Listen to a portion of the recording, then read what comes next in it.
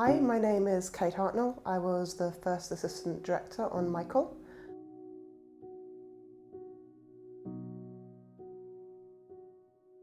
I learnt quite a lot about dyslexia working on the film Mical.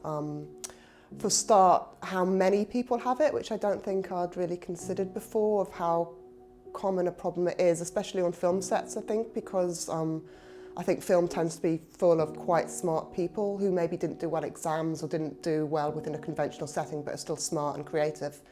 And so it turns out a lot of people who work on film sets are dyslexic, and there was kind of a moment at the end of the film where more and more people who were actually on the team were saying, well, actually I'm dyslexic too. And it was a bit of a, you know, I'm Spartacus moment, kind of.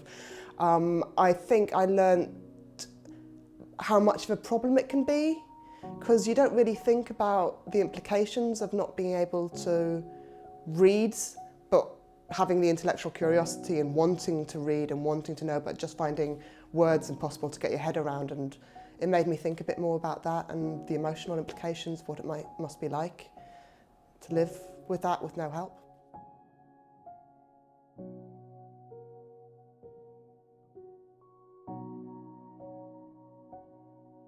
When you also start thinking about dyslexia and the number of people who have it, and that maybe a lot of them don't get diagnosed or don't get the help, and I think it obviously comes down to money a lot as well, because it's quite expensive, which I learned on the film as well. I actually learned how expensive it was to get the assessment for your child, to get the assessment for dyslexia, which will then is the first step to go on and getting the help they need.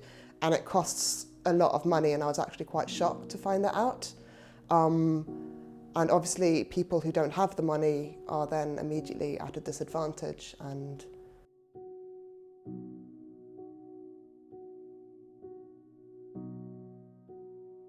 I think the kids on Mical were great, and working with them was an absolute pleasure, and their scenes really come alive.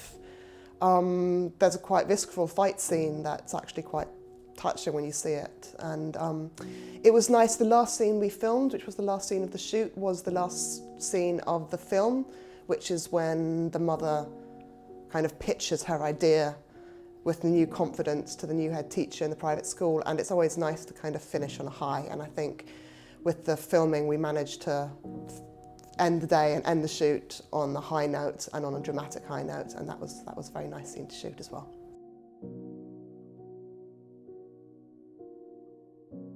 So I think the message of the film is quite interesting, because the film takes place in the 70s, where all these structures to help kids weren't in place, and obviously Pat is one of the women who elaborated systems that shows that dyslexic children can be helped and can learn, and they don't have to be just left behind by the system, but they can actually, through specialised learning, do very well within the system. But what we need for that to happen is to get specialised teachers into schools. So we already have like the structure of how these kids can be helped, but we don't have the financial educational will to make it happen, which is to put at least one teacher into every school who specialises in teaching dyslexic children. So I think that's the message of the film, that it can be done. We just need like the will to do it.